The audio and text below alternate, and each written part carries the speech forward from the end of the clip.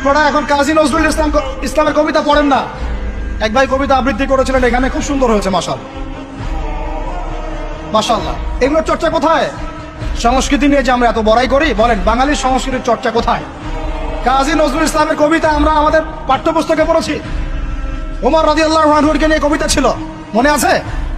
মনে নেই, ভুলে গেছেন? আমরা পড়েছি, মনে নেই আপনাদের? আস্তাগফিরুল্লাহ। উমর ইবনে খাত্তাব আমিরুল মুমিনিন, তোমার কি জানি, তোমার স্মৃতি আজানের ধ্বনি না, জানে না মুয়াজ্জিন। আমি ভুলে গেছি, অনেকদিন আগে পড়াগুলো, আমি চর্চা এখন করি না। তো মুয়াজ্জিন জানে না যে হে আমিরুল মুমিনিন, তোমার স্মৃতিতেই এই আজান দেয়া হচ্ছে। মানে আমিরুল মুমিনিনের যে স্বপ্ন, এখান থেকে কিন্তু আজানের ইয়াটা আসছে। আর যায়েদ ইবনে সাবিত রাদিয়াল্লাহু আনহু স্বপ্ন থেকে তিনি হেঁটে যাচ্ছেন, একবার উটের পিঠে ভৃত্যকে বসালেন আর ভৃত্যকে নামালেন, তিনি উঠলেন, উনি নামলেন, ভৃত্যকে উঠালেন, এভাবে পায়ে হেঁটে হেঁটে বাইতুল মুকাদ্দাস পর্যন্ত গেলেন। জানেন না আপনারা এগুলো?